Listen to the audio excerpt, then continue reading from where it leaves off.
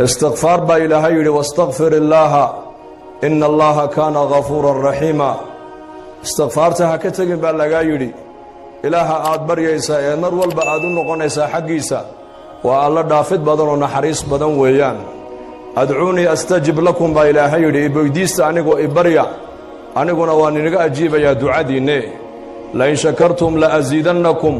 هذا نعمت إذا يقول شكر دان با إلهي يري أنيقو نوانيني بيرنيا دنبيلاته مر والبا دنبي وكاسو دعيا marka istighfaarta ha ka tagin mar walba waxa tahay mid baahan baahidaada ilaahay u sheego ilaahay bari oo saacadaha ducada la aqbalay ducada ilaahay aqbalo ee ahadiista nabigeena kaleeyhi salaatu wasalaam nabigu noogu sheegay xilliga ilaahay bari oo baahidaada ilaahay u sheego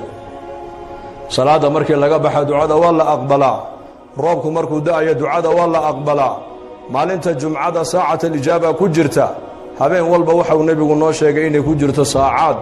ilaahay tabaaraka wa taala uu ducada aqbalayo oo leeyahay waxay weydiisanaya hansiye ayaa toobadkeena toobadahan ka aqbale ayaa maaragtaan dambi dhaaf doonay dambigiisa han dhaafe saacadaha kaco ilaahay la munaajayo baahidaada ilaahay u sheego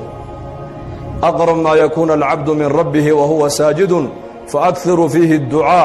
faqiman an yustajaba lakum nabigu alayhi salatu wassalam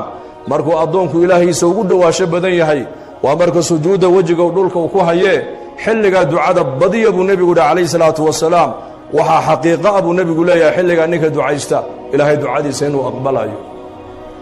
walaalkaaga muslimka oo aan ka warqabin oo u ducaysa bidahar alghayb aad uga ducaysa oo ilaahay iimaan u weydiisa hidaayad ilaahay u weydiisa tawfiiq ilaahay u weydiisa barwaaqay ilaahay aad weydiisa caafimaad ilaahay aad weydiisa taasana ugu ijaabo uu nabigu alayhi salaatu wasalaam adigu walaalkaaga muslimka aan warka qabin markaad u ducaynayso warkaaga malag baa taagan marali markaad walaalka u ducaysidba walaka mithluhu malagi wuxuu ku leeyahay aamin ilaahu ducada aqbal walaka mithluhu adiguna waxaad walaalka aad u tiri adigana annaka ku leeyahay aamin nabigu leeyahay narzuquka wal aqibatu littaqwa ducadaadaas adiga